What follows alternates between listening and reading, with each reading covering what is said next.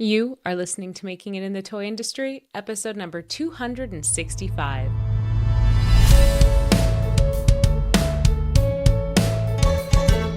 Welcome to Making It in the Toy Industry, a podcast for inventors, entrepreneurs, and makers like you. And now, your host, Azhelle Wade. Hey there, toy people. Azhelle Wade here, and welcome back to another episode of Making It in the Toy Industry. This is a weekly podcast brought to you by thetoycoach.com. We cannot get away from a conversation about tariffs in this industry. What started out as a 20% tariff in March of 2025 has escalated to a 34% and then 54% tariff by April 2nd, 2025. And by the time this episode airs, there are rumors that that number is going astronomically higher. How are toy and game creators dealing with these tariff changes? Well, I decided to host a Toy Tariff Talk to get together toy and game creators in this industry that are navigating these tariff changes and challenges in real time. I thought it would just be really helpful to have a space for everyone to share what they're experiencing, what they're learning from their suppliers, their distributors, their manufacturing partners, their factories, so that we can at least gain some control over what's going down. I also know there are some of you that have ideas that haven't launched yet, that you were just thinking about placing orders on, or you're in the final throes of development with. What do you do at this stage? Well, I don't want you to just hear from me. Today's episode is a recording of the Toy Tariff Talk that we held on April 4th, just 2 days after the 54% tariff was announced. And in this call, we had dozens of toy and game creators show up, and people are sharing their experience and insights, guiding one another. If you want us to host another talk like this, please just leave a comment where you're watching this podcast or where you found the link to this podcast and let me know that that's something you'd be interested in. Because of all of the changes coming, it might be helpful to have something like this once a month temporarily, maybe twice a month temporarily, while we all figure out what the heck is going on. Well, without further ado, here is today's episode. Welcome to our Toy Tariff Talk. So yeah, man, we have been going through it in tariffs, right? So I'm just going to share on my screen kind of a timeline of events for those of you that maybe don't know everything that's been going on, so we could look at it together. I'm going to start with a March 7th, 2025, which was around the time that New York Toy Fair ended. New York Toy Fair was from March 1 through 4. And I'm sure you saw on my podcast and you saw everyone talking about like 20% tariffs on goods from China, possibly Mexico and Canada, but definitely China. So everybody at New York Toy Fair was talking about this 20% tariff. There was actually a great podcast episode I did with Mike Searles where he talked about this tariff and like what his team is doing, what you should be doing. So there was a 20% tariff at that point. Everybody was freaking out then at Toy Fair, but saying like, okay, we're going to adjust. There's going to be a couple dollar change on the factory cost of our goods. And manufacturers were thinking they were going to have to take most of that on unless retailers would less round prices. So then we can kind of fast forward to April 2nd. In April 2nd, Trump announced that we were going to have reciprocal tariffs added on top of what was that fentanyl tariff that was added March 12th. Now, the Toy Association has been trying to lobby to keep toys tariff free. I'm sure they're still working on that, but they sent an email to their membership on the 2nd, I believe, stating that effective April 5th, there was going to be a blanket 10% tariff on all imports. And then there were going to be reciprocal tariffs of 34% added to China, which is going to be in addition to the 20% tariff that we talked about that came from March, which brings the total tariff rate for China imports to 54% higher than they were in, let's say, like January 2025. So that letter came out in April 2nd. Then we got this document that was shared showing all the reciprocal tariffs, and you can see China, the quote unquote discounted reciprocal tariff does not include the 20% from March 7th.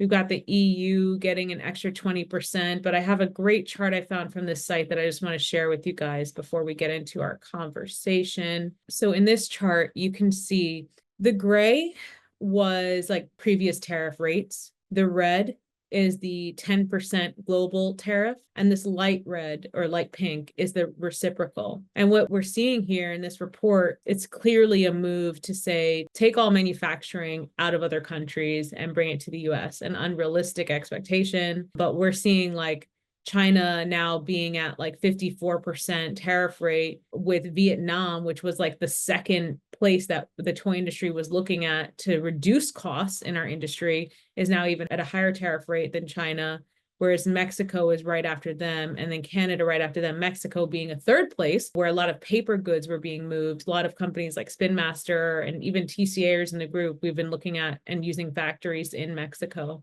So the big thing here is like, it seems like, one, retail prices have to go up because there's no way that small independents can support this. Or what's going to happen is the big guys that can support this kind of increase, even if only for a little while, will hold out until the smaller companies are gone. And then perhaps, I don't know, my thought process is perhaps some of these tariffs will reduce, and it's just a way to get less competition for the bigger guys. So then following the April 3rd, I did chat with some people to talk about like what's happening in the industry right now. So I want to talk about small companies, and then we'll talk about some big company rumors I've heard as well. So small companies, Super Plastic is kind of a designer art toy brand, and they already have the end of toys sale going up on their website where they have 79% off everything. They specify on their Instagram page that is because of the tariffs. You're seeing like $110 figures down to 23. Now, the person who shared this with me is someone whose Instagram is Bruckaroni, Bruckaroni. And he shared all these companies with me. Now, this company, Super Plastic, apparently was already having issues, like financial issues before the tariffs, but it seems like the tariff announcement really just pushed them over the edge and literally pushing to get rid of their inventory. Now, next from them, we're looking at another company, a Kickstarter of this brand called Longbox Hero Fans. So these are independent creators that had started launching their Kickstarter. And in this message, you can see them saying, hey, everyone, we're so sorry, but because of the tariff announcement, we are going to cancel our Kickstarter because the cost of our toy would have to be increased to a rate that we don't think that it's worth for you guys. They just kind of address that they're canceling their Kickstarter for that reason. Now, if you're wondering, like, why would somebody who's already launched cancel their Kickstarter, or why would somebody who already has a product in business or a business running, why would they stop their business? Well, another thing that Bruckaroni shared with me is some quotes from this creator, Andrew Bell, who runs this company, Dead Zebra. And this is something that's been happening to some of my TCAers and clients as well. People that have ordered product even before this announcement, once the product was getting on the water or was about to get on the water, are getting hit with these tariff fees. So this creator posted that he got a $9,000 tariff charge for projects that had been billed and invoiced in the past, and that he had to personally absorb those after the fact. And this was all because of announcements that were happening like once he'd already placed the order. So some people just don't even want to take the risk. Their pricing was never built to account for that kind of extra expense. And there are some people here that I'm sure can speak up and share, but they are getting import fees or tariff fees after the fact, even after having paid for orders in full. That is all I wanted to share. So we had a little bit of like a background. We're all kind of in the same headspace and on the same page. Let us open up the floor. I can call on some people because I know some of you here, if you are open to sharing, but I'd love if you just raise your hand and say, hey, Azhelle, I'd love to share a thought, ask a question, share what's been my experience with my product so far. Okay, Julie, go ahead, Julie. Hi. Hello. I'm in that situation where I've just got stuff that's about to be shipped fairly soon, probably in the next 2 weeks or so. So I'm going to have to absorb that extra cost that I didn't anticipate, or I decide not to ship it to the US and just to have, I was having a split shipment. So I either bring it all to Australia and see if I can just sell all that inventory here, or take a risk and just pay that extra cost. But I'm still working out my pricing, so I think I'll still go ahead and give that little trial in the States and just absorb it into the price and see how it goes. So where is the product that is coming in being sold? Are you selling it direct to consumer, or do you already have retailers that have bought it? In Australia, there'll probably be, I'll have some retailers that are keen to have a look at it. In the US, if I send it, it'll be through Amazon. Yep. So I'll be shipping it through Azhelle and onto Amazon, and it'll be a new product that I'm trialing on there. So yeah, we'll see how it goes. It's a new product. Yeah, it's one I've spoken to you about. You had a look at it with me. It's another card game. Yeah. Was it the party one? It's got more of a broader appeal. It's sort of, it's still got the therapeutic sort of component to it, but yeah, it's got a bit more of a broader appeal than just that. So it's just adding to the brand a little bit. One thing I was going to say, I think she just popped out, but it was Samantha. But we talked about adding a line item for the additional tariff cost, like as a separate line item. Because the idea of rolling it into your pricing when we don't know how long they're going to stay for, we don't know if they're going to go up or down, it doesn't make as much sense to change the price of your product. But you can't do that with Amazon. No. Right. You'll have to just decide on the price and just see how it goes. Can you distribute from any other country and sell to Amazon? Like, does Amazon have distribution warehouses anywhere else? With what I'm doing in terms of using AGL, which is their shipping, which is basically their freight and logistics arm, is wherever you might, well, they've only got it in China at the moment, but that's my understanding. But yeah, that saves you a lot. I mean, their shipping rates phenomenally cheap. I couldn't believe how cheap it was on my last shipment to Amazon. It was really, really cheap. Now it'll go up. I had a discount because I was first time, but it still was really, really cheap. So yeah, this is an extra 500. It's 500 US that I have to incorporate with this extra tariff because it's not a huge shipment. It's only just under 1,000 units. If I was doing 20 or 30,000 units, yeah, that would be a big amount to have to take on board. But because it's a new product, I'm still sort of feeling the way with it. I think I'll absorb it and give it a go. But if I wasn't using the AGL shipment, yeah, even the freight costs would be really expensive. Yeah. What about your previous product? Are you going to be reordering? Luckily, some time ago, I had quite a big order that I did and sent over through AGL. That's how I, saved a fair bit on the shipping. So there's a lot of stock over there. Okay. Currently, yeah. But then going forward, I don't know. I don't know how it's going to go because, Amazon's gone a lot. Yeah, it's got a lot quieter. So, and I think it will because prices are just going to go up and consumers are going to have, less dollars to spend. I think it's really going to have a big impact. When you say Amazon's gotten a lot quieter, do you mean your sales have slowed? For me personally, yeah. Oh, yeah? Yeah. But that's because I've had a competitor that's come in, and it's a Chinese seller, and they've been able to, on my main product, they've been able to really undercut me, yeah. But look, that's my sales in Australia are good, and I've got some retailers in the States that are purchasing directly from here, so that sort of counterbalanced it for me. I'm so sorry, but thank you for sharing. I'm gonna call on Alex, but maybe he has something to share that's connected with you. Hi, Alex. Hi, nice to meet you. Hey, thanks for hosting us. Yeah. So I just kind of wanted to throw out like our situation. It's what do you do, and what do you from Lethal Chicken Games? Hey, oh yeah. Yeah. So we make board games. We recently ran a Kickstarter where we had 4 games, kind of in a bundle, and everything's pretty much ready to go. They've got 3 of them ready to ship, and so we have that booked for shipping on Tuesday. And then I just paid a DDP invoice today, like for the balance of the 3 games plus the DDP shipping. And all of this was set up like April 1st for this new round of tariffs was announced. And then, of course, they went on their tomb sweeping holidays. So, they're like nobody's over there is working right now. So anyway, I just paid this invoice and it is DDP. So hopefully this is the only amount. Let me just state this for some people in the room that didn't know. It's DDP's like delivery duty paid. Yeah. Right? So it's like means the sellers, you're responsible for all costs and risks until the goods are delivered. Well, it means that everything's covered basically, right? So that's the flat rate, and the shipper is in charge of taking care of the duties, not me. Yeah. As the shippee, I guess. Yes. So anyway, I'm just super anxious as to how this is actually going to play out, knowing that they have not technically shipped. It's booked for Tuesday. But the invoice has been paid, as of today, like literally this morning. So I don't know, like if anyone has any kind of thoughts or insights or Experience. guesses. Samantha, did you have experience with that? No, I have a shipment that's coming on the way, but I have everything coming through Canada. So it's not being imported directly into the US. And I was going to go and import through the US. Like I have products on the go right now in production. And generally, I usually put stuff into pre-order before I put stuff into production, and people would pre-order online, and then I would put into production and then ship it.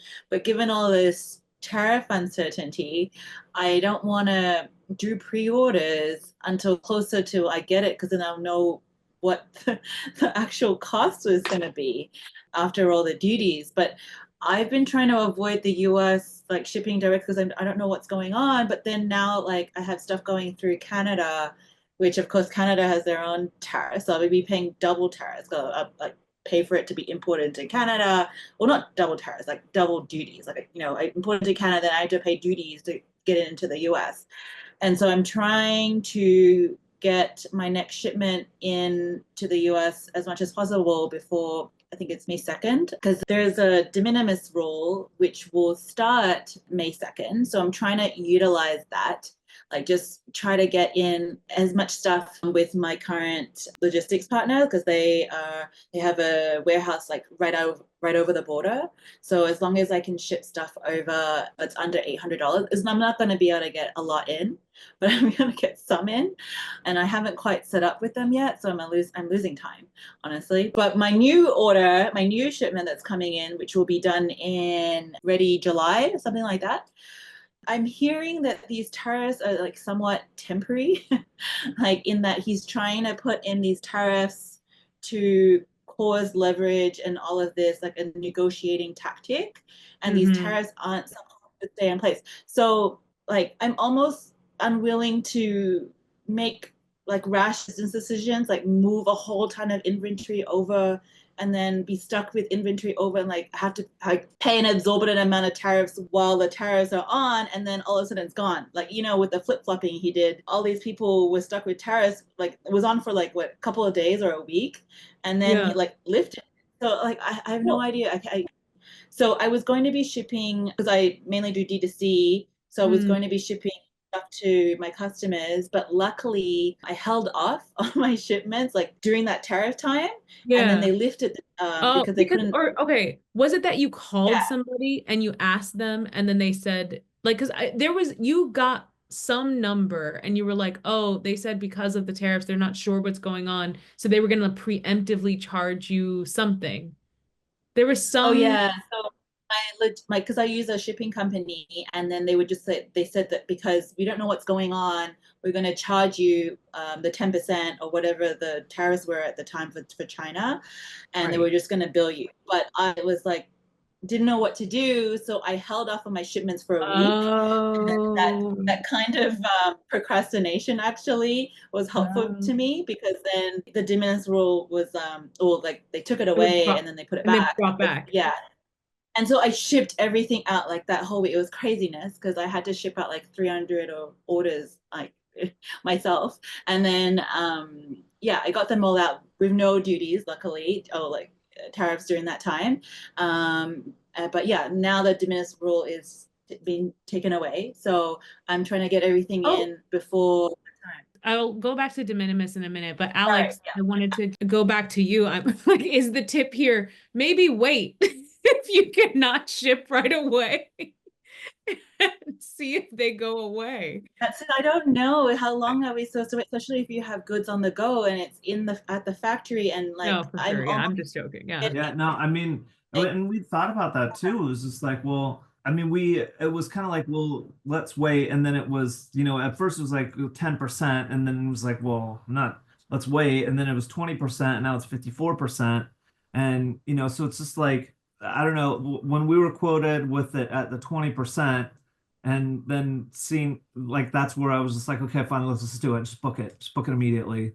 And knowing that April 2nd deadline was coming up, not knowing what was going to happen that day, I was trying to get everything locked in. So then, like, I paid the invoice this morning now that like the 54%'s been announced, it's just like, and I'm hoping that when they come back from holiday on Monday, that they're not like, yeah, well, that's not really going to work, and then they've already got, you know, the 20K that we just paid. So I mean, and okay, and going back to de minimis, so for anyone that doesn't know, de minimis is this rule where it's basically the rule that allowed Shein to be Shein. And so any imports under $800 were tariff free. It was free, completely tariff free. yeah. And so I heard he got rid of it. You're saying it was back and now it's going again? I thought it was just staying now.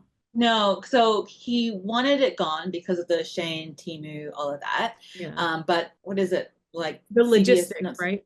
sorry, the yeah, like UPS and all of USPS, sorry, couldn't sustain the backlog of postage because they don't have systems in place. The reason why the de minimis rule in place was because it's too logistically cumbersome to be able to man all these parcels that are coming in, Right. especially low value, and it wasn't worth it.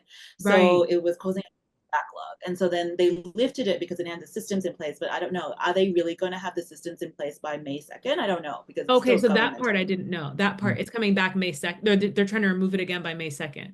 Yeah. Okay, Diane, you want to talk next, Diane? Go ahead. You also Yeah. shared a link in the chat. Yes. Sorry, longtime lurker. I work for I'm with connected through Michael Herring, one of your Oh, one of your people. I yeah. actually run production for a mid-sized games company. Oh, cool. And so I obviously am going to take every opportunity to talk to my peers. And I might have a little bit more information. Yes, give it. Very specifically, I'm going to answer Alex, which is why my hand was raised. Yeah. Thank you. Our forwarders, which is Flexport, told us just yesterday that if your goods were handed over by, I'm going to find the exact words, I believe it was on April 3rd, you will not be subjected to this tariff. So it really takes effect. So everything that was handed over. So How it do you sounds like define if you had handed over? DDP, I think it means at the container yard. So if you paid an invoice for DDP, my Yeah. belief, based on experience, is that you will not have this additional cost. Definitely gonna fight it regardless. But I mean, it's not gonna be at the container yard until Tuesday or Wednesday, probably. Let me look here. I'm gonna find the exact wordings from my vendor. So we had very specific from Flexport, which is my forwarder. And secondly, I put in about de minimis. So there's an executive order on de minimis where it's actually across 2 levels.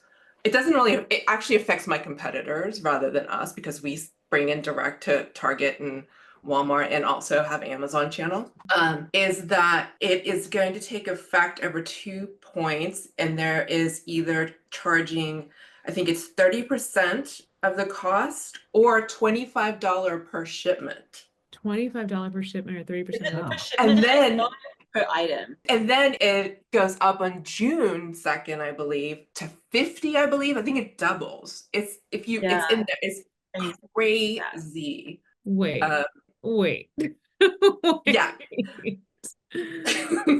Read the executive order, the de minimis, like for small, independent, direct drop ship from China, I think we'll have a massive Oh yeah, a duty impact. rate of either 30% of their value or $25 per item, increasing to $50 per item after June 1st. Yeah. What? Per item.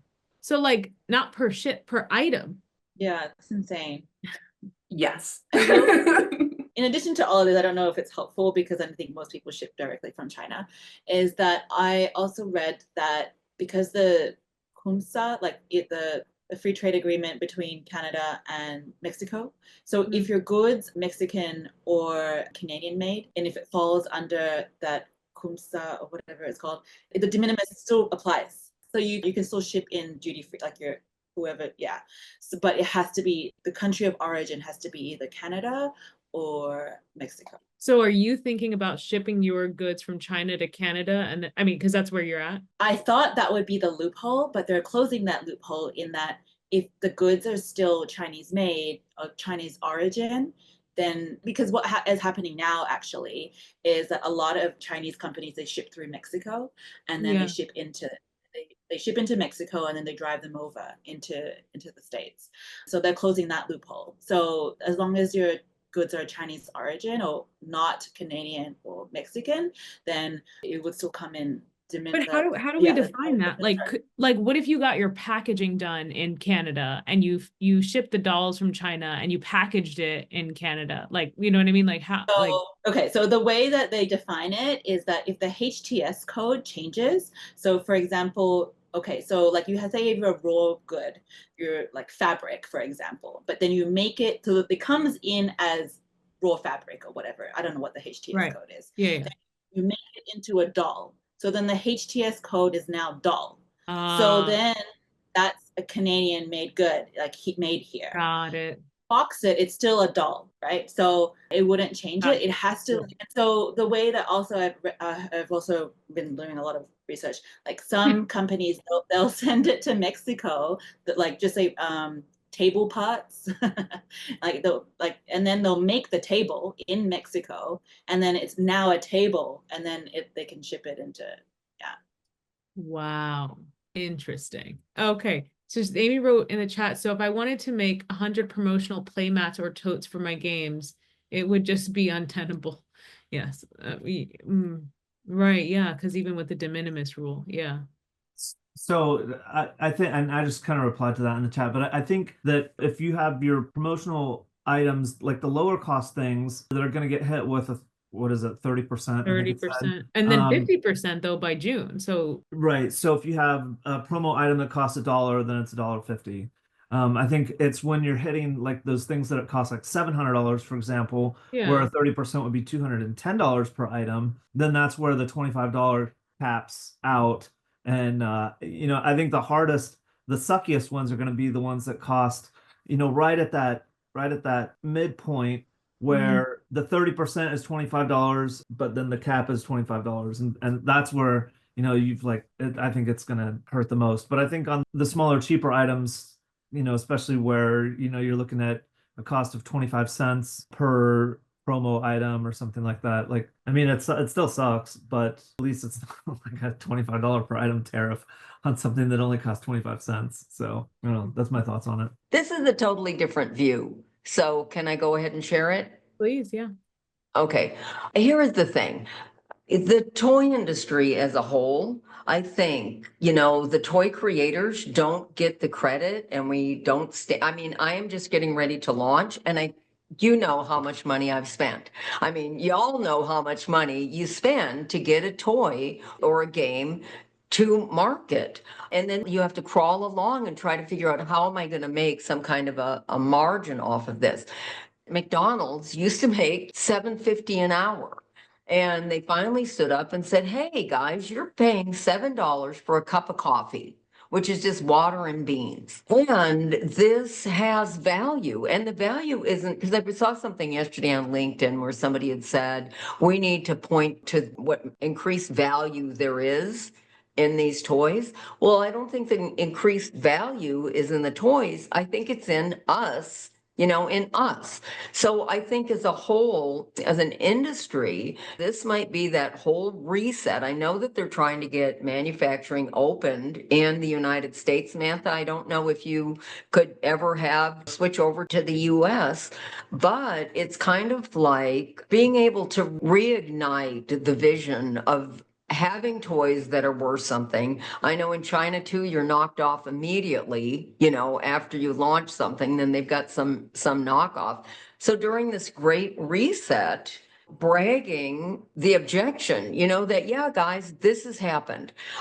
We've all sacrificed to put this forward and give you these great toys, and the cost has increased, and we're having to pass them along to you. But that value being, does that make sense at all? Yes, but I have like a devil's advocate, but also an agreement for it. Like I too have been saying to a lot of my TCAers, like I have so many of the TCAers are usually create very high-end products, so they usually can command a higher price. But also at the same time, they're working people who are like, well, I don't want to make my toy $50 because I know that I would want it to be 40. And now I'm in a position where I have to say, listen, if you can't get yourself 75% margin on this product, it's no longer going to work. And honestly, that number might be getting closer to 80 now with these tariffs. The problem comes with, like, yes, the idea of we need to raise our prices by $2 to $3 to $4 to offset this, and we are worth it. Our products are worth it. Fair. The problem comes in, this is not just happening in our industry. So now this is happening in every industry, which means people have less money all around. So it doesn't even matter if, yeah, our toys are worth more. They have to pay more for food. They have to pay more for cars. They have to pay more for house. So it's like, we're just in a fight for the dollar at this point. And I think what actually is going to happen is people that can innovate to keep their products cheaper or the same price are going to be the ones that can stay. And I feel like this is a good segue into the next thing I want to talk about, but then I want Layla to share what she shared here. But I just had an interview with someone who is making now 70% of their products with a 3D printer in their own home. And when they first started, and I'm playing with one right now, when they first started, they made plush products primarily in China. And they built a big following on Instagram, really strong and engaged community. And then they, because of the first batch of tariffs that were being threatened, like I think a year ago, or he was just talking about, she was like, let me look into other ways of manufacturing. She looked into 3D printing. And nobody, 3D printing doesn't always result in the smoothest, design. Like you can even see this guy has like ridges on him because like that's just kind of like what 3D printing does. But she experimented with it. She tested it with her audience and they were open to it. And now 70% of her products of a business that supports her entire family of 4 are 3D printed items. And it's like will we have to shift our perception of like what is a good quality plastic product? Is it no longer this smooth something thing? Is it something that comes from a 3D printer? Are we going to have to innovate with things that we can actually produce on our own, like in our home? She's running like 11 3D printers out of her home right now and has plans to like quadruple them in the next couple of years because it's going so well. And I don't know, like what I'm seeing is going to have to happen is like maybe we need to introduce 1 or 2 SKUs that can be our higher margin SKUs that we can produce locally to keep our businesses afloat until maybe these tariffs go away, or until just so that we have like a backup, even if we're not going to shift all of the production there. Michael said a bottle of 3D printing fluid costs about $40, and if people hollow out prints and save money, they can crack open and expose people to toxic chemicals.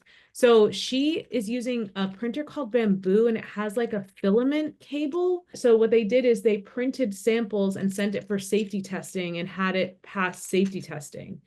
So I don't know, I haven't done that safety test. And it's like a filament, like it almost looks like a spool. It spools a filament. And I think each spool was like 24. But if you have any more follow-up on that, Michael, please share. Oh, I'm sorry. Resin print. Okay. Thank you. Thanks, Michael. And what were you going to say, Robin? But here is the thing, is that this reset, everybody's gone to China because it's so much cheaper. And I asked my grandson, oh, where'd you get your shirt? China, because we're so used to cheap. We're so used to cheap and whatever undercuts. Our daughters are making more money they're making more money in their jobs. And I know that's not true for everybody, but when you have the service industry making $15 an hour, what is this going to look like when we are not having, when people are all of a sudden going, wait a minute, Samantha, I can do your dolls for you. And it's going to cost more to be manufactured in the United States because those people who have those factories are needing to feed their families as well. But I think we have no choice other than to have a good attitude, to think around this and be creative and think, how can we hold our heads up high and say, yeah, this has happened. The coffee is now $7. It's water and a bean, and we're worth it. We're worth this because this is what we do. And we're also not going to have China sending all their competitive stuff through ad nauseum. So that's the only thing that I'm thinking is that do it. What I'll say is I think and I want Cardner to speak up and share his point after I say this, because he just put a point in the chat. What I think is like, it's a very different model when you can sell someone, let's say this little fidget axolotl for $50 than when you sell it for 10. 10 is like maybe the value of how many times you'll actually play with it and the joy it'll actually bring you and what it is worth in the grand scheme of paying for your house and your kids' education and your food. $50 is what someone might be willing to pay if they're in love with you as a brand. If you're like a lifestyle brand or you're a famous celebrity and they know you and they want to be part of your community and they're buying a more of an experience than they're actually buying the product. So I think what will happen to the people that will be able to command that higher price is going to be people that are building a brand that is not primarily about the toy. It's going to be a brand that's just about the brand itself. And then there's going to be this subgroup that can afford to manufacture locally really affordably, but the products will definitely look cheaper. Or people that will manufacture in mass, like the big companies, will still manufacture in mass, still go to other countries, but they have enough money to build their own factories. And then they can eat the struggle to build up new infrastructure, and then they can still undercut the small guys. So I actually feel like it's going to shift the way that people start independent businesses to being more high end. But I think for board games, I do think there's a potential for manufacturing to shift more in the US. But Cardinal, I'd love to hear your feedback if you can speak. If not, I'll read it. Yeah, absolutely. My expertise is in board games specifically, but a lot of the paper materials like chipboard, grayboard is not manufactured in the United States. So to get that material to then print on, you will have to import it, which is subject to a tariff. The printing press itself that does offset printing, Heidelbergs are manufactured in Germany, which has a tariff now. So if you want to set up a factory in the United States, you will need to import machinery and pay a tariff on that. That's already a huge investment, a 6-7 figure investment for one printing press. Mm-hmm. If the tariffs are not expected to last the next 18 months, why would anyone do that? Right. That's a great point. Thank you so much. I don't know, Cardinal, I'm like wondering if there's like a bigger play here. I'm wondering I'm sure everybody else is wondering the same thing. The bigger play being, we're going to put these tariffs in place just enough to cripple who we want to cripple. And as soon as they're crippled and they're out of the game, we're going to come back in, reduce it. And then, I don't know. It's very hard to say. The stated intention is to increase United States manufacturing, but if there is no guarantee about what will happen in the next 2 weeks, let alone the next 2 years, I don't see how that's a viable business model for anyone to start a manufacturing facility. Exactly. Like if we really wanted to increase manufacturing in the US, there would be some sort of government program of, okay, we're literally setting up factories and all you have to do is move your stuff here. And that's how we're going to bring manufacturing back to the US. Stephanie, you keep popping your hand up and then it goes away. Do you want to share something? Sure. I'm thinking about what we're talking about, and an earlier question that may not even be a great question now. It's more on like the pulse. My question was, do you think American manufacturers are going to accommodate this issue with lowering prices for creators and deals, or are they going to try to price gouge and take further advantage of the situation? And then I was, doing some research as we're talking, and just everyone's saying that American manufacturing cannot handle it right now for many reasons, and that makes sense. So what do we do? I'm thinking, one, everyone's wondering how permanent things are going to be in place. To whether pop-up manufacturing will then change the lifespan or the quality of products. It's so many unknowns. So I think a really bigger picture here, which is what I ended up just posting in the chat, is that even if like all the tariffs go away within 2 years, the damage of economic trust between countries will have been done. And so what that fallout looks like, whether it has that financial tariff to it or not, is what is concerning me. I was really interested in your email when you sent this out, Azhelle, because you said, if you haven't launched yet, you might be in the best position. I'm wondering, is that the case? Am I in the best position if I haven't launched yet? Because how do I know whether, okay, I'm going to start pursuing an American manufacturer and then like it's too costly or it can't handle it or I don't have the funds for that, and then all of China comes back and then I'm out. So I don't really know if that's what position I'm in. Yeah, I'm open to hearing anybody else's opinion, but what Stephanie's talking about is an email I sent out that said, if you haven't launched your toy yet, you're in the best position. And I believe that as an independent business owner, because you have kind of a wider breadth of perspective than everybody else that already launched or already paid an invoice and is waiting for it to hit the water. You're not going to have the surprise $9,000 bill coming to you for those fees and not having been able to price correctly for it. Now we know even more how important having a reasonable margin is. I know so many people when they start coming through TCA and working with me, they're like, oh, I'm just going to do like a 50% margin direct to consumer. And had you had that margin now launched, put it on the water, the tariffs will destroy it. So that's why I think you're in a better position. It's not going to feel better because now, one, you have to wait, but you also have to do a ton more research and you might have to build your own plan. Like the last product business that I launched with my own money was a clothing company. And I didn't want to produce in China just because I work with China all day. And I was like, I don't want to do it again. So at the time I was working at Toys R Us and I was like, I don't want to do this. So I launched in the US and I had to find just random people who like I interviewed and I went to see their studio spaces and I found some small factories in Philadelphia that like I couldn't meet their minimums and it was a lot of work. And then at the time, the cost was so high that the business became unsustainable because people didn't think the product was worth that cost. But today that price would have been, like completely reasonable.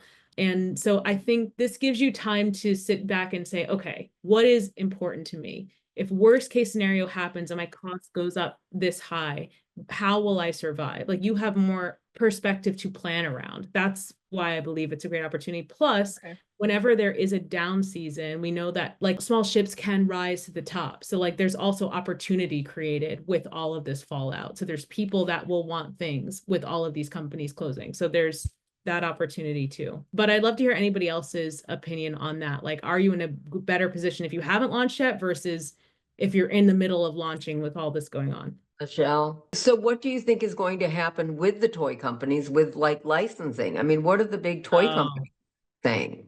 Yeah, so the big toy companies are cutting back. There's hiring freezes. They're cutting back on expenses already. Like they're canceling trips. They're just reducing, they're preemptively reducing expenses and commitments where they can. I think that when they start getting the bill, that's when we're really going to know. So like 6 months. I think we're going to see big changes in 6 months. I don't want to like put negative energy and thoughts into the air, but like I would predict product lines being cut maybe by a quarter, and then people would get cut because they might cut entire brands. If they aren't performing well, they might cut a quarter of the products from brands and have less, let's say, project managers on those brands. I think they could shift a lot of people to freelance versus full time. And then licensing, everyone's saying what people are the talk in the industry is that they're going to reduce inventor percentages, not the talk from like the toy companies themselves, but that's what talk I've been hearing from agents that they're predicting the toy companies are going to reduce the royalties they're offering. But I don't know. I think for the larger toy companies, sorry, just talking. Yeah, go for it. Me, is that because my company sells into both Target and Walmart, we are just at a second shipping, maybe have left before the 9th, our Target fall set, right? Okay. So we already have agreed pricing with Target. Right. And so from last week till now, there's now a 54% tariff that's going to come in place. So that's the discussion in my company today. Is the pushback from the bigger retailers are that they were not, the 20%, they were not going to have any discussions. So all the like post Toy Fair conversations were Walmart and Target will not going to discuss raising prices. They're going to have to at this point. And how that happens when we have products on the water for that sets for fall is just kind of an unknown that our sales team are not dealing with. Right? So, you said are not dealing with? Or they are now, just like today, trying to get conversations with people. Wow. With the buyers. So like how, like, I think that going back to your original question, to not have that like set pricing for fall already agreed with a retailer and being new, not launched yet, gives you some little bit of time to see what's going to happen. In my interview with Mike Searles, he said something. So he said something about pricing. He said he thinks retailers are going to have to give up that whole number pricing that they love so much. Yeah. And the feedback from our team also is that the retailers are also kind of planning a little bit ahead for a potential recession. and How so? looking like pressing us for like price points of more in the $15 to $20. Yes, I did hear that. Yeah. Right. So that's something also like, and maybe that's an opportunity, but not really. Well, because like, what's the profit on those lower? Yeah. Exactly. Anybody else have any comments or questions to bring up? Wait, hold on. I do see Sorry, something. Oh, go ahead, could Stephanie. you clarify for me, like the 15 to 20 is that compared to higher priced items or lower priced items? What was that? They're looking for $15 to $20 price points for games very specifically. Okay. They're looking like, you know, most games, if it's more than just a card game, you try to hit the 24 and above, but they're really looking for a lower price point to hit between $15 and like 20. Is because they're seeing that their customers are going to have less money in their pocket. Now, you know, games and toys didn't, you know, during the COVID, you know, games took off, right? Like, did you think about what Target looked like before 2020? Like the game section, as my company totally was thriving.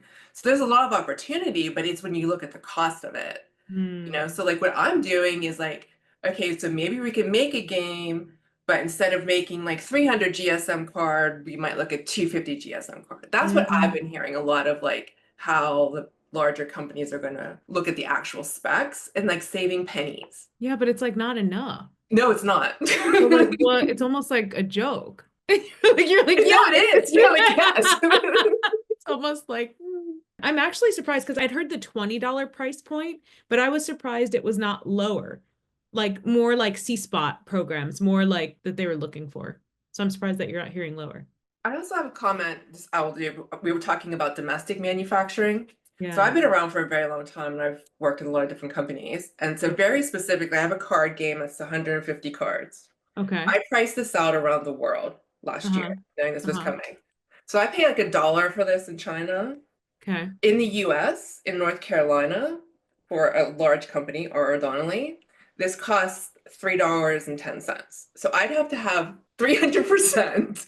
I mean, like, what tariffs would be in place, need to be in place to make this cheaper to be done in the US at a factory that does Wizards of the Coast and Pokemon and stuff. And even India was like double the cost and with volumes of like 250,000. And my volumes, you know, I was pricing this out like 100,000. So your volumes have to be huge for US.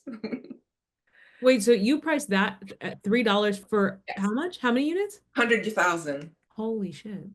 And even at that, it was like changing, you have to be like mechanical and trying to change some of the things. And so it's just really like domestic is really not viable for things that require any level of touching, in my experience. Especially if you want to sell to retail. Like if you're going to go direct to consumer, you have more space. But if you're going to go to retail. Thank you so much for that. That was helpful. Yeah. You brought up another point. Did it have to do with Diane's comment about like what level of tariffs would have to be comparable to a 300% increase? No, it's gone forever. Okay. Because that really stuck out to me, and that's a really good point, because even a 54% tariff on China is still cheaper than 300%, and you can get the scale that you need that we cannot produce here. I do remember what I was gonna say. Thank you. Well, this actually goes back to your US comment, Stephanie. You were like, are they going to take advantage of price gouging? Diane, I would love to hear your thoughts on this. I don't think that the US manufacturers would even have to take advantage. No, they wouldn't have to. Yeah, like if they got 1/10 of the clients from that shifting from China to the US, they'll be the big players. They'll order 500,000 or more, and they'll just, to everybody else, they'll say, we're too busy for you. Our minimum is 500,000 units. Like that's what they'll say. Well, that makes competition insane. Like, right? Like only singular people can manufacture here because the competition is just too high. Well, that's also why I feel like I wonder if and it's hard to say, because like I don't want to say I wonder if the future will be this, because a part of me thinks this administration will not be forever, one, and then two, hopefully these tariffs won't be forever. But I wonder right now if the future is looking like independent creators, no matter where you manufacture, you focus on direct to consumer, because that's where you can get 70 to 75% margin. You do not do retail unless somehow you get linked with a distributor that can get you to the numbers that would make retail work. Like, is it just that mass retail just won't work for independents at this point? Or any retail, any in-between wholesaler will not work. Ed. Oh, were you talking? There's Sorry. two Oh, there's Eds. two Eds. Two Eds. Ed, Oh, Ed Bond. Bond. Sorry, Ed, you go first. Ed Bond, yeah. Sorry, Eduardo. Yeah, so I'm in that spot where I have not yet launched my Kickstarter. So I'm just trying to make sure that I'm thinking this through properly. So it's my game Puzzle Board Chess, which you may recall, and I was making it by hand here in upstate New York for $45. I was selling it for $45 a set. Right. I get the quote from a manufacturer in China.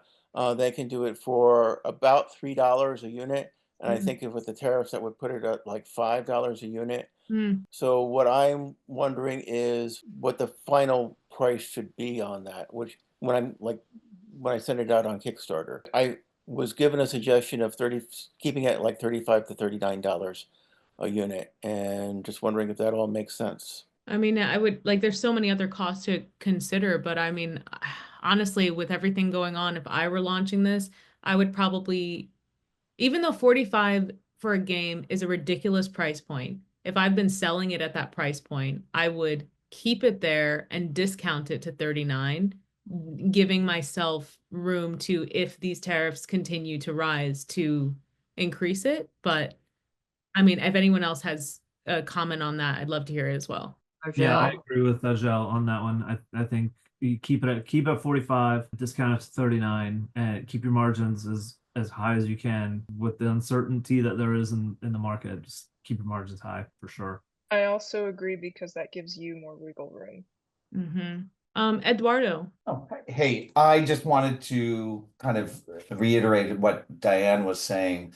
We have a client, educational company, who has made traditionally for 60 years their products in the US. And then they came to us, we started investigating, we did some other work for them on redesigning some electronics for them and other things. But he came to us with just some basic flashcards, and just the pricing. He told me his pricing in the US. It was $3.40 for just a small deck of cards, flashcards. And I could go to one of my vendors in China and get them for 40 cents. And so we were just talking that they are having the educational spaces, even before tariffs, they've been having some issues. And so they've had a couple of layoffs and other things.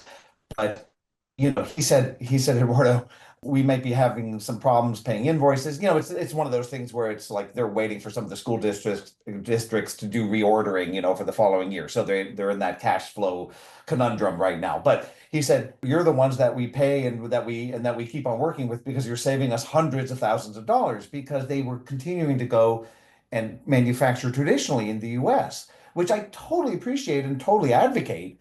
But you just can't sustain that if you're trying to really make some better margins. And now with the tariffs and everything, I know he's worried about it, but even with the tariffs and shipping and everything, and he's air freighting a couple of things in and things to that effect, he's still making more than if he did it in the US. So you just can't beat that. And the quality is there. I mean, of course, we wouldn't be advocating this if the quality wasn't there, et cetera, et cetera.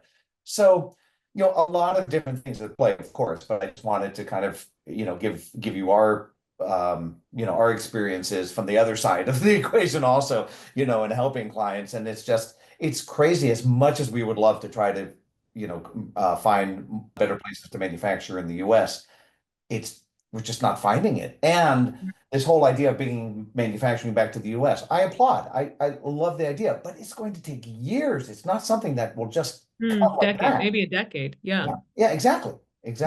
Julie just shared in the chat, when she reached out to a US printer last year, they told her it would be 3 weeks to get a quote, and it was 4 times China prices. I mean, I would agree. I'm actually working with a TCR who's doing like a fort that's based out of cardboard, and she's quoting China and US. And the US company, she's like, they just haven't responded to me. And I was like, oh no, it just takes longer. And they've responded like 2 months later with like prices that are like 3 times the price of China. Azhelle, can I say something? Yeah.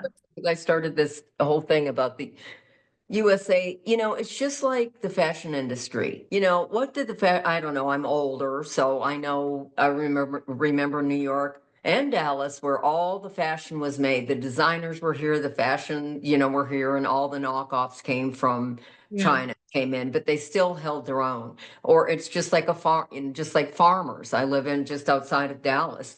And so what's happened is they've run huge campaigns about made in the USA, buy from America, buy from America. And everybody went to China, to undercut, well, because it was cheaper. It was just cheaper. But you don't want to necessarily live in China. And there's a reason you don't want to live in China. And so what's happened is these manufacturers have had to, and these cutters and sewers, these designers have had to shut down and do something different because the American consumer didn't back them up. And so now all of a sudden, yes, I know that there are families out there who were shut down, their businesses were shut down. I'm sorry, but just like farmers, the same thing, we're growing and we're making a difference in the world. And people are like, well, China, they're coming in from China, the food's coming in from all over. And unless you shop at Whole Foods, you're just not willing to spend money for organic or food that's been taken care of. So I just want to put out there that looking at American manufacturers a little differently and being able, maybe as a toy industry or as any industry, to be able to say, hey, we're now in this position that we are having to do something differently. Do something different. What does this look like? What would this look like if the toy industry came back, the fashion industry came back? I mean, I remember when I launched my fashion company and I would use Made in USA as the thing. And I was like, oh, everyone's going to love that. They didn't care. I literally would get comments on my Facebook ad saying like, $100 for sequin leggings. Yeah, that's right. Ridiculous. That's right. But they're going to end up spending it anyway. They are going to. Now, what choice do they have? What choice do they have? Well, I mean, they're just not going to. I think they're just not. But I do. So what I think might happen is I think startup companies will have to go. I think startup companies could potentially start here, but they'll have to have a very strong following, like celebrity status following or like influencer status following, and they'll order less, they'll make it higher priced, and it'll be like limited edition drops. And then if a Hasbro, if a Mattel, if a Jazzwares sees your brand and thinks there's something there, they will either buy it outright and move all the manufacturing to another country, or they'll say, we'll distribute it, and then they'll actually you'll might form a distribution deal where they're going to manufacture it somewhere else, because they're not going to leave money on the table. They're just not. If it's $5 a unit, they're not going to leave $5 a unit on the table just to like keep manufacturing. But that extra money goes into the economy right here. So the people but even if they said, you know what, we want to help build the economy, they would have to build such huge complexes to support the production. There would be no room for small manufacturers to build in the US anyway. They would take over everything. It wouldn't, right? I mean, I don't know. This is the thought process that I think you're right, because like manufacturing in China for using toys very specifically, that moved in the late 70s, right? So we're talking like decades to where if anybody who, I'm sure some people here have been to China, like you have a plastic manufacturer and you get the eyes down the street and you get the kids down the street and you get all these things, and the quality of the work, I think we talked about this before, like to replicate that at any wing in the US, like you're looking at 10, 15, 20 years. Because we have decades of it. And the labor laws and the labor cost is the other issue, because they can work so much longer and their labor cost is, I mean, I haven't checked it in a long time. Last time I checked, it was like $4 or $5. So I don't know if it's still that, but there's that too, right? I'm thinking about scale and kind of the fact that we live in a global economy and not right. an isolated right, that economy. Too. Right. It's all well and good. And that's actually one of the reasons I haven't launched yet, because I've always been personally averse to just taking all production to China. And that's just my personal opinion. And I have wanted there to be means for me to do something in the US or nearby the US, like Mexico or Canada or something. So But being of immigrant parents, I'm like, I actually really believe in the American economy, but it just doesn't seem viable without causing massive recession in such a way that by the time we try to bring the scale of manufacturing back over, I mean, it's all just going to be kind of wiped out. Wiped out, yeah. It's just going to be wiped out. So Yeah. there, like, where is the middle ground here of conversation between, okay, now we're highlighting the fact that so much manufacturing has moved to China and other places, and that has kind of like left our economy and manufacturing behind here, but we have gained strength in other ways so we've already pivoted as a country. So to go back to trying to be like in the industrial era makes no sense to me, because we've already pivoted. Yeah, no, that's good. I know. What do we do? Like, I But want yeah. my game to be manufactured here Mhm. with 80 little chips. It's basically like you were saying with the card game, but I Mm. don't want it to cost $8 to manufacture and Right. then sell at 12, like, I mean, we do have to close out soon, and I appreciate everyone for coming, but there are a couple companies that are manufactured in the US, and there's just limitations that those companies accept. So Crazy Aaron's, for example, is one. He manufactured everything in the US. He literally built his own factories in Philadelphia, I believe. But the limit he has is literally everything he does has to fit in this tin. So like he's so limited by what he can do. However, in times like this, he's like the winner, right? Like he's manufactured in the US. So I think what's going to happen is things like that. Like we're going to have to say, okay, my dream version of G-Notes is this, but what's the version I can do in the US that's like good for now? That's going to get us off of our I'm feet. always thinking that way too. Right? Yeah. So Yeah. that might be the answer for right now. And then sometimes need causes innovation, and we may just have to innovate to make do with what America can handle. But I guess for me personally, what it looks like is just much longer term goals. I've just immediately extended my goals by 5 years because I'm going, this makes no sense now. And that's with knowing that maybe there will end up being some middle ground. But my fear, as I mentioned before, is I wait 5 years, I enter the American market, I manufacture in America, and then suddenly everything moves back to China again, and I'm wiped out after all that. It could happen. You can always shift though. I mean, like you could always shift. If right now, like China's, I don't know, I don't know, like if costs went 10x in the US and then China had 0 tariffs, I'm sure Crazy Aaron's would be like, oof, guess we have to move to, we just got to do what we got to do. So you could always shift. So I wouldn't think of it that way. I would think more for you, it's like, okay, this tech combining with this toy, how the heck are we going to get this to a price that people can afford? Right. And that's the real struggle.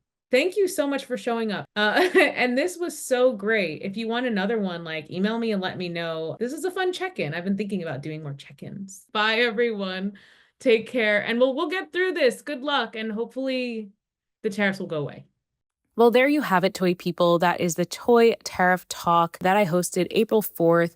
I hope you enjoyed the recording. We will be posting a video of this to YouTube, so keep an eye out for that. Go to youtube.com/thetoycoach.